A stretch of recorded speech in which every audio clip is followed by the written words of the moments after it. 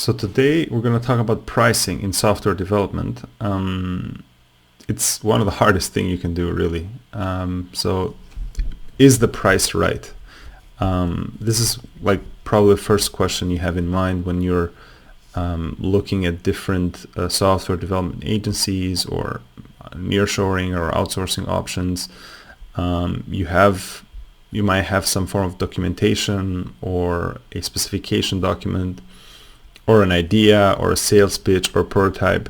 Whatever you have, you submit to a few providers, and then you get a price or a price range from different providers, and it can be from, let's say you want to build a mobile app, right? It can be from 5,000 euros to 50,000 euros.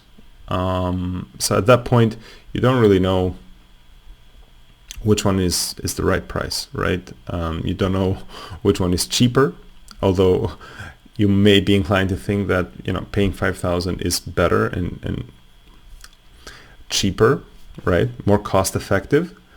But it only depends on what you're getting back for the money.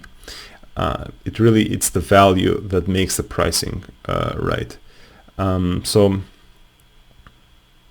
just as a rule of thumb, when you go out and you submit proposals, always get a few feedbacks and always try to understand the pricing behind it. There's usually a lower scope if the pricing is significantly lower, and there's usually more of a finished product that you get if the pricing is higher. It also depends on location. It also depends on the team that's going to get involved. It depends on the composer, so how many seniors or juniors developers are going to be involved in the project. But primarily, don't get confused by just the pricing.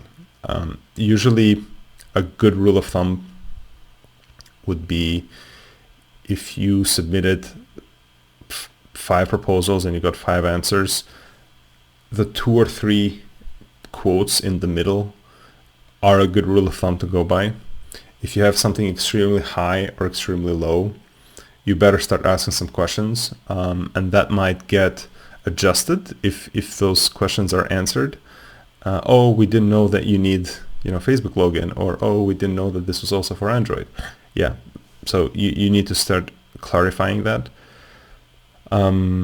But don't get attracted by the lower price. I actually have a good example here that I was looking at. Sometimes I go on Clutch and look at kind of nightmare scenarios.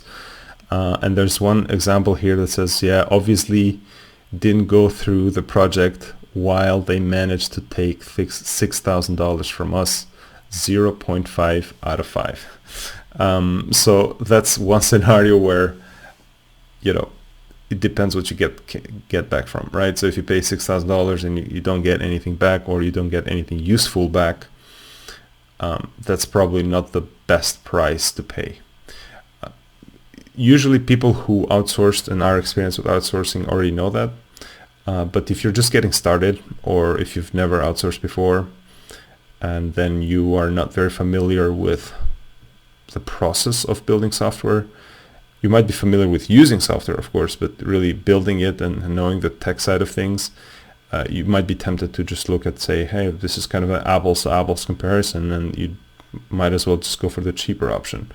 But it's not always the case. So keep that in mind next time.